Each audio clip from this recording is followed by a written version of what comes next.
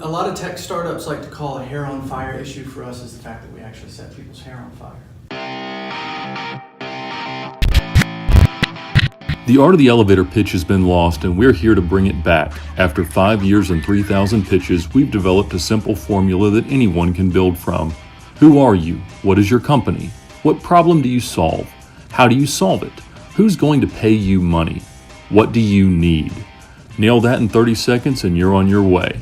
How will today's entrepreneur do? Pitch practice is now in session. Hi, I'm Matt, and last year I founded a company called Hard Hitting Stunts. What a lot of tech startups like to call a hair on fire issue for us is the fact that we actually set people's hair on fire, and that's dangerous and extremely expensive. We have a product in development right now that makes stunts safer and visual effects more cost effective. So an executive producer for a movie like Jason Bourne or Fast and Furious can reduce his insurance costs and his labor expenses. Right now we're looking for $14 million that we're going to tranche so that we can develop our product and get it market ready. Thank you. Now, let's break down today's pitch. Hair on fire. Yeah, that would be dangerous. Thank you, Matt, for coming and pitching at Pitch Practice. We got who you are. We got your name, Matt. That was easy. It was not clear, and maybe this is a microphone issue, but we got it. It was hard-hitting stunts.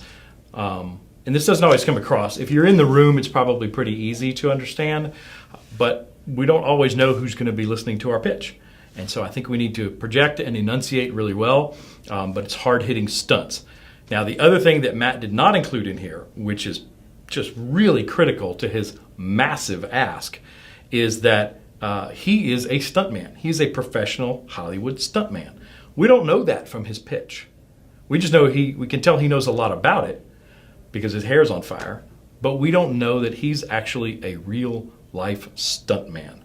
You gotta include that in this pitch. The problem here is difficult to understand for those of us who are not in the movie business. If you're in the movie business, this probably makes perfect sense to you. But I think the way Matt describes it is pretty good. And basically, he's describing that if you're making a Jason Bourne movie or some other really wild action movie, the stunts are labor intensive.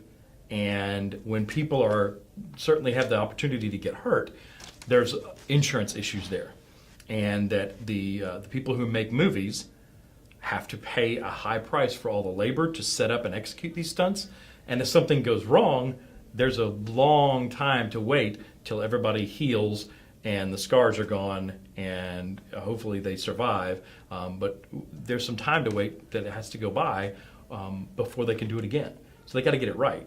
So that's a pretty big problem. What he didn't say in here was he didn't monetize it. He didn't tell me how much money that costs. He referenced money, but didn't give us a number to put in our heads. Nor did he tell us a story about, and he would have access to this and know about it and experience it, about how it's happened to him. Because he's a stuntman, but we don't know that. His solution is not clear at all.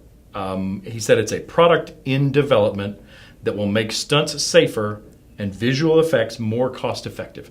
See here, the lesson is that every word you say matters. In every pitch you give, every word you say matters. So a product in development, we don't know if it's a physical product. Is it something in the augmented reality or AI? We don't know. We don't know what it is. All we know is it's a product in development. So I think there's a way for Matt to explain the solution. Maybe there's not. I think there is, knowing what I know about the product. I think there's a way that he can explain it. And that's just going to take practice. That's why we have pitch practices, so people can come in and say the words out loud and hear and see the reactions that they get from people who are hearing what they're saying. It's very, very important to get that reaction before you go out and say it to an investor or a potential customer. We know exactly who his customers are. Executive producers of action movies. That's a big genre, big money, and unfortunately, big names that aren't likely to give a whole lot of us little people any attention.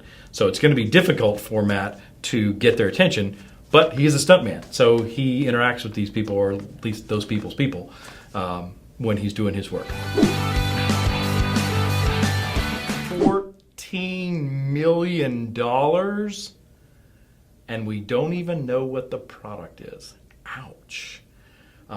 Furthermore, he says $14 million to develop the product that we don't know what it is. I think a lot of this could have been softened by his introduction when he said who he is. He's just Matt with hard-hitting stunts. We don't know that he's been a professional stuntman for more than a decade and that he knows his stuff inside and out. But either way, $14 million to develop the product, that's a gamble, and that's going to be difficult.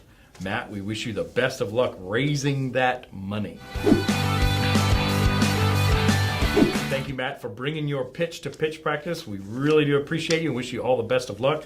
I would advise you to do two things. One, give us a story that explains how the problem looks when you're there, because we don't know what it is. Those of us who are not in the film industry have no idea how this all works. And the second thing is, wow, give us an explanation of what your solution is, even if it's really vague. Is it software, hardware and software? Is it a freaky kind of camera? We don't know. But $14 million will get somebody's attention, and maybe that's what works in your pitch and gets to the next meeting, because it's bold to ask for $14 million. Now go practice your pitch.